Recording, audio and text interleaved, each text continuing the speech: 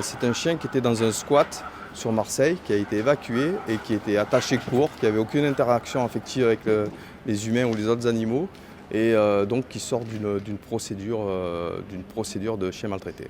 Lui, c'est Scar. À le voir comme ça, on a du mal à s'imaginer son passé de chien maltraité.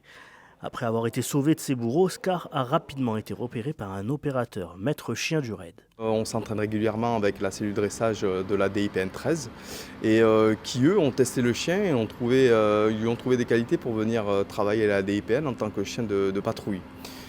Mais lors des premiers entraînements, on a très vite vu que Scar il avait des capacités qui étaient intéressantes pour le groupe cynotechnique du raid.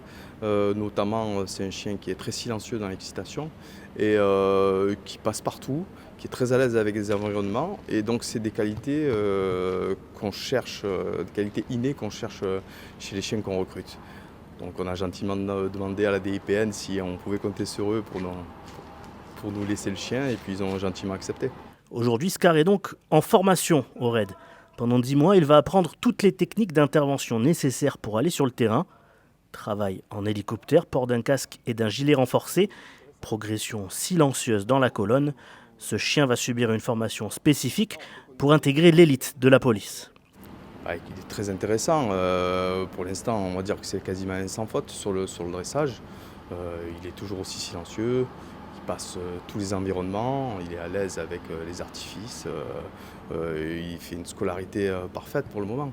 Après, on ne peut jamais savoir jusqu'au bout s'il sortira, mais il a quand même de grosses chances. Alors les principales missions de Scar, ça sera de neutralisation et l'interpellation de forcenés retranchés, armés, donc avec la colonne d'intervention du raid sur la zone sud, qui part de Nice et qui va jusqu'à Toulouse.